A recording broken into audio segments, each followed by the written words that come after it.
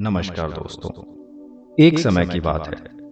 एक ज्ञानी साधु का एक शिष्य था जो स्वभाव में बहुत ही भोला और नासमझ था। शिष्य अपने गुरु का आदर सम्मान बड़ी ही निष्ठा और तहे दिल से करता था, किंतु फिर भी वह अपने गुरु की कुछ बातों को नजरअंदाज कर देता।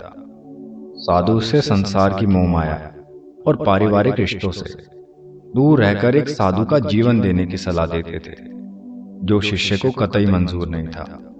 वह परिवार से दूर नहीं रह सकता था और अपने गुरु की भक्ति भी नहीं छोड़ सकता था।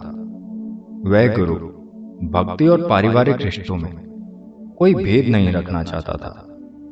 एक दिन वह अचानक अपने गुरु के पास आश्रम में आया और बोला, गुरुजी, मेरा रिश्ता पक्का हो गया है। गुरुजी ये बात सुनते ही शोक में डूब गए और अपने उदास मन से बोले, बेटा, तेरा रिश्ता हो गया, अब तू मेरी तरफ से गया। शिष्य अपने स्वभाव से थोड़ा भोला और नासमझ था। वह अपने गुरु की बात का अर्थ नहीं समझ पाया, किंतु इतना समझ चुका था कि गुरुजी मेरे रिश्ते से खुश नहीं है और वह वहां से चला जाता है। कुछ दिनों बाद वह दोबारा अपने गुरु के पास जाता है और कहता है, मैं आपको अपनी शादी का कार्ड देने आया हूं। गुरुजी ने फिर वैसा ही जवाब दिया और बोले, बेटा, अब तू तेरे परिवार से भी गया। उसने अपने गुरुजी के इस कथन का कोई भी जवाब नहीं दिया। कुछ दिन बाद वह फिर अपने गुरुजी के पास आया और बोला, गुरुजी, मेरा विवाह हो गया है और पत्नी भी घर आ गई है। गुरुजी ने तीसरी बार भी एक वैसा ही कथन बोला, बेटा, अब तो तू दुनिया से गया। अपने गुरु के मुख से ऐसी तीनों बातें सुनकर वह थोड़ी नाराजगी से बोला, गुरुजी, आप नहीं जानते, मेरे परिवार वाले मुझसे बहुत प्रेम करते हैं।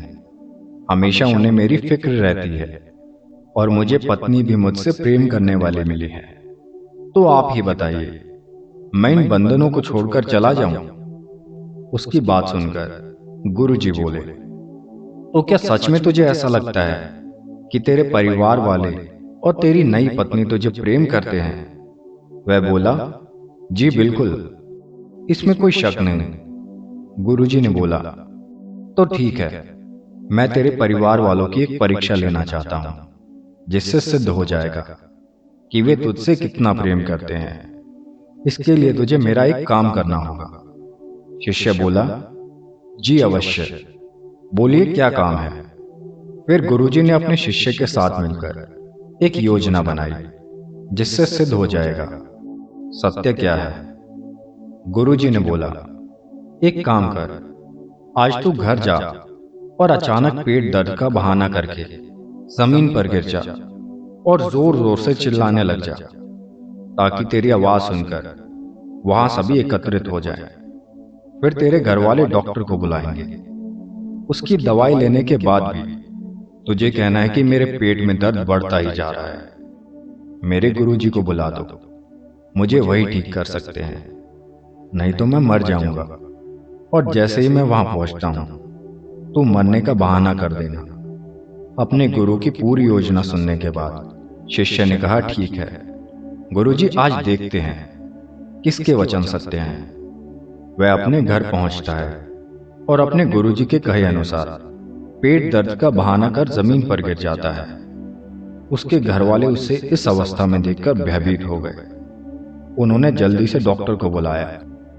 सभी काफी दुखी दिखाई दे रहे थे, जिसे देखकर शिष्य थोड़ा मन ही मन खुश हुआ, लेकिन उसे अभी योजना आगे बढ़ानी थी। वह बोला, मुझे दवाइयों से कोई फायदा नहीं हो रहा, कृपया आप जल्दी से मेरे गुरुजी को बुलाओ, केवल वही मुझे ठीक कर सकते हैं, नहीं तो मैं मर जाऊंगा। उसके बड़े भाई तुरंत भागकर गुरुजी को बुला लाए। जैसे ही गुरुजी ने घर के अंदर कदम रखा, शिष्य बहाना कर दम तोड़ देता है।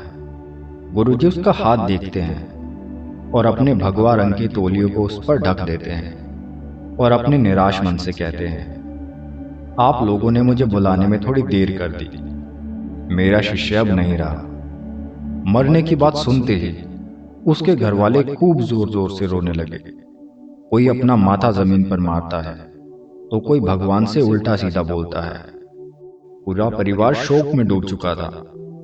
घर वालों को ऐसा रोते देख गुरुजी बोले, रुको, रोइए मत, मैं इसे जिंदा कर सकता हूं। गुरुजी की यह बात सुनते ही सभी ने अपने आंसू थाम लिए और कहने लगे, तो गुरुजी इंतजार किसका, करिए ना जिंदा।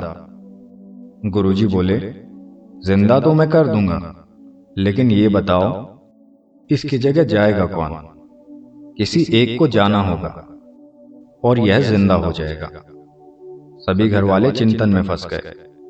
सभी ने एकदम चुप्पी साध ली।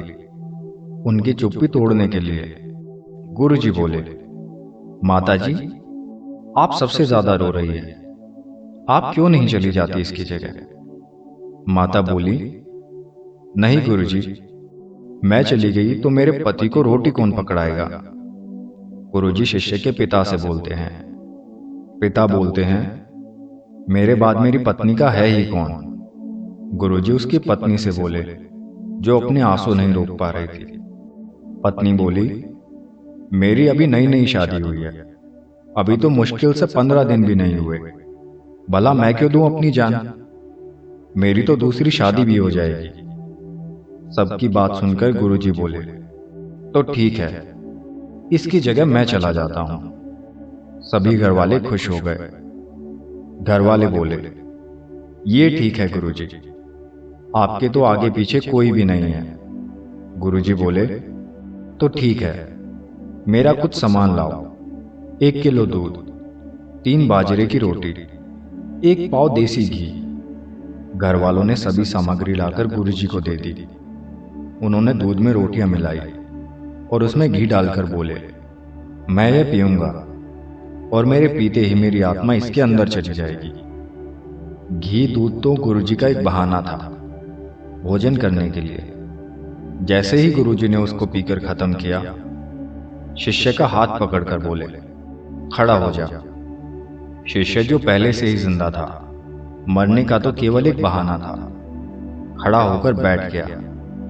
उसके घर वाले उसे जिंदा होते देख काफी खुश हुए, लेकिन अपने परिवार की नकली खुशी देखकर वह गहरे दुख में डूब गया।